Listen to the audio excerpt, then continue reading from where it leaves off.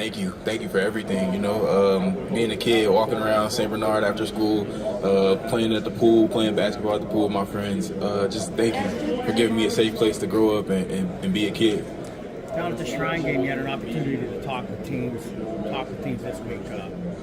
Are you getting a lot of feel for who may like you? You don't have to mention teams, but are you getting a lot of dialogue with certain teams where you might walk away from the interview going, maybe these guys like me? It's kind of like more so just general questions. Not much. I wouldn't say interest, but like it's kind of more general, just trying to get to know them. What are these teams?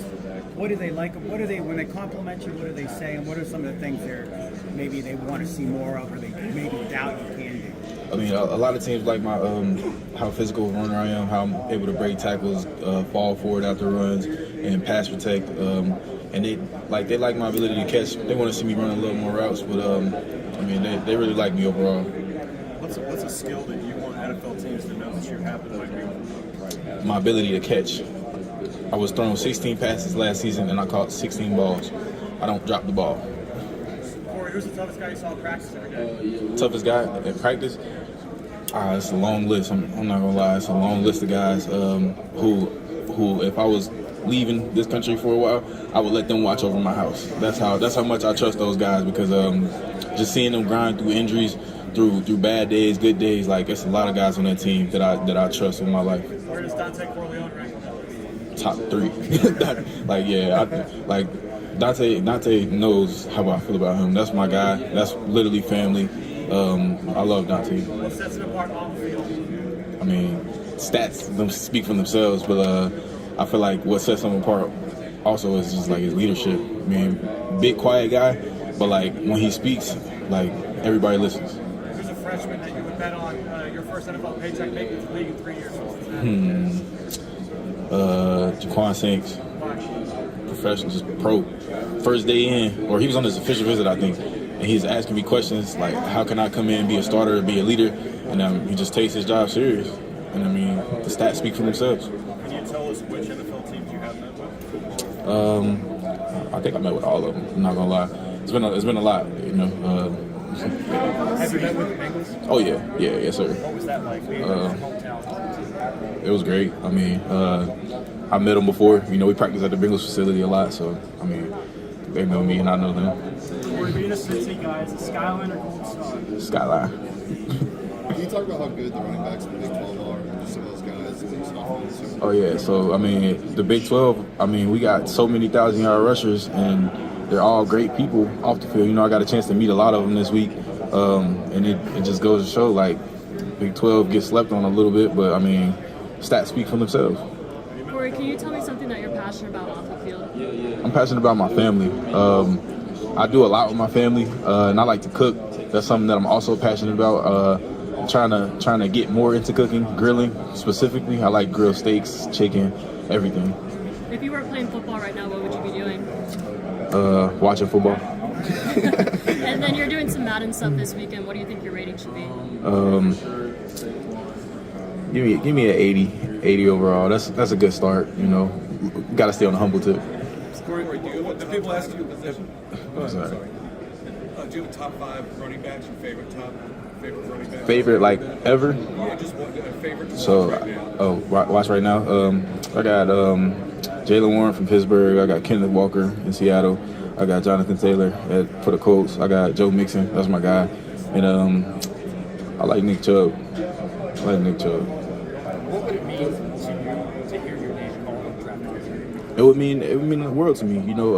As a kid, I started playing football when I was 4, and that's been my dream since I learned how to speak, is to make it to the NFL, and I feel like I deserve it, and I feel like that it'll be a great place for me. Was there a moment in your life where you realized this kind of thing might be possible? Was there a moment where you kind of Yeah, so 2023 season, just going into the season, I wasn't really too sure about myself. Then I earned a starting job, and then I finished the season, and then with 1,000 yards, and then I liked that feeling, so I did it again the next year, and I felt like that I belong because I'm so consistent, and I had that drive that never stops. What about when you were a kid? Was there a moment where you realized you could be a big-time football player? Yeah, when I was 4. When I when I learned what football was, that was my moment. Hey, Corey, let's rewind back to LSU. Like, what one in your mindset there? Like, hey, this is a great place, but I gotta look elsewhere. It was a great place. It still is a great place. I still got friends down there, great connections on the coaching staff and in the locker room and in the school. But things don't always go as you plan. So that's the great thing about life: second chances and opportunities elsewhere. So I took a chance on myself and went to a great school called Cincinnati, and it worked out for the best. Did you have in your mind at the time, like, if I'm ever going to get to here, I got to do this? Yeah, yes, sir. So, I wouldn't say that I was like immature as a kid or coming into college, but like just being a leader. Like I was always trying to lead, but like I didn't know how to lead. Like I thought just leading by example was good enough, but I had to learn how to get to know people off the field and try to lead them that way. Try to get to know them and lead them. Were you almost saying like you were just happy to be there at that point, and then you just created out like a larger vision for yourself? Like this is not good enough.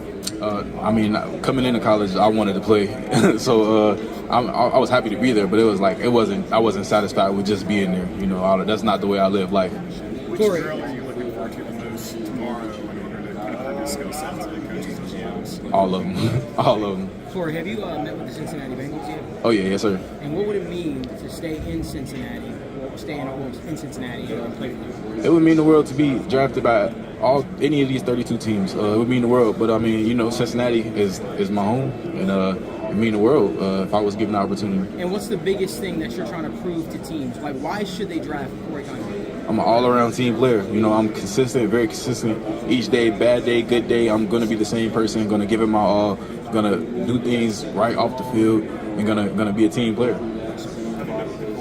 Oh, yeah, yes, sir. It would be great. Somebody I look up to, very physical guy, very fast.